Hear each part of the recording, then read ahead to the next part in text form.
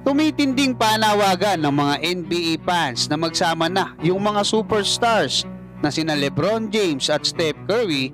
posible raw magawa ayon sa isang NBA analyst. At Kai Sotto, bakit nga ba mas mabigat na ang binubuhat ngayon? Pero bago yan, huwag kalimutan mag-like at mag-subscribe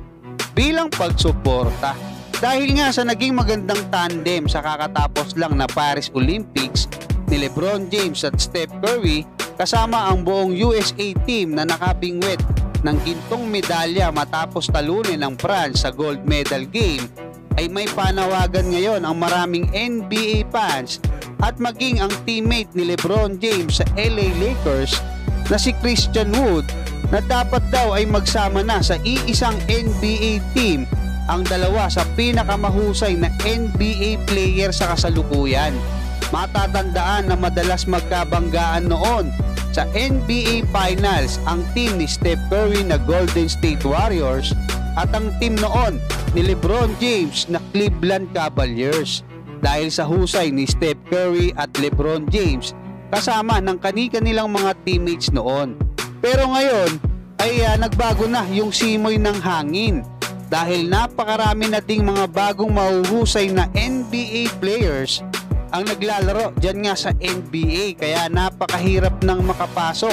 sa finals itong mga kupunan nila LeBron James at Steph Curry. Kaya marami ang nagsasabi na panahon na daw para magsama na ang dalawa sa pinakamahusay, pinakasikat na NBA player na si LeBron James at Steph Curry sa iisang kupunan para mas mataas yung maging tsansa nila na muling magkampiyon dyan nga sa NBA. Pero alam naman natin na napakahirap pagsamahin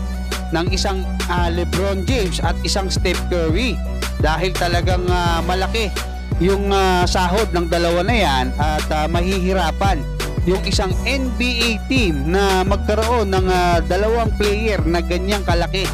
yung isasahod. Pero ayon sa isang NBA analyst na si Nick Wright, ay pwede daw itong mangyari kung magkakasundo ang tatlong kupunan na LA Lakers, Golden State Warriors at San Antonio Spurs sa pamamagitan ng isang trade na involved ang napakaraming mga players na maglilipat kay LeBron James at Steph Curry sa San Antonio Spurs para makabuo ng matinding Big 3. Samantala, kanina nga ay pinakita ng trainer ni Kai Sotto na si Coach Melantin kung gaano nakabigat ang binubuhat ngayon ng ating pambatong si Kai Sotto. Malayong malayo na ito sa bigat ng binubuhat niya nung nagsimula pa lang siyang mag-training dito. Ang mas pinaigting na training na ito ay bilang paghahanda sa nalalapit na season ng Japan P-League ni Kai Sotto sa bago nitong kupunan na Koshigaya Alpas, kung saan inaasahang mahabang minuto